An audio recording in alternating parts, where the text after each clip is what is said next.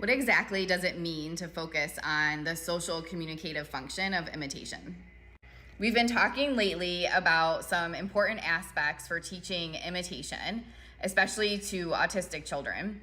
And I've had a few questions about what exactly does it mean to focus on imitation from a social communicative function? Can you provide some examples? How do we collect data on this? So I wanted to take a minute to go through some answers to those questions, and I will also be sharing a few video examples as well.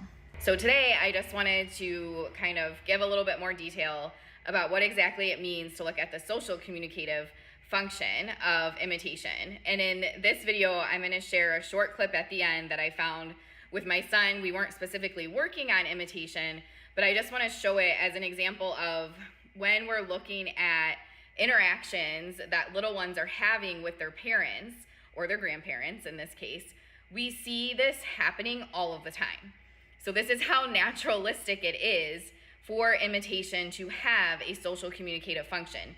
Yet for some reason, within behavior analysis and other teaching, like there's other fields that do this as well, this operant procedure that's referred to as do this is what has kind of taken over as the way that many people focus on teaching imitation. Even though it's not natural at all, it doesn't always generalize, and it definitely does not connect with the social communicative function of imitation.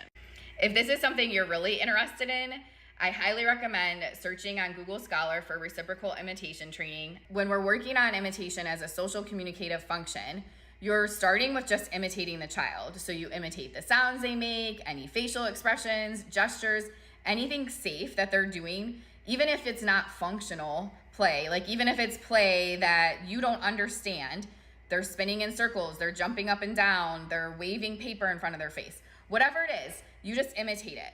And just that one first step alone, having the child see you do what they're doing, immediately will build a much stronger connection. There's just something that happens for us as humans. When we see people doing what we're doing, we connect more with one another. And this has been demonstrated in studies both with autism and without, like when looking at various diagnoses or typical development, this social communicative function of imitation is well established.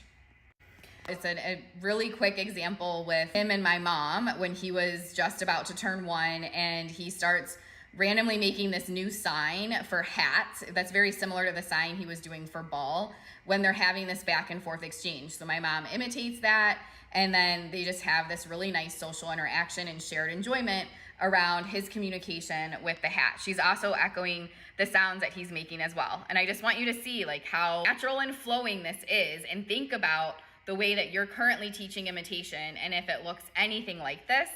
If it does, that's absolutely amazing. If it doesn't, I'm not surprised, because that's not how we're trained to work on imitation.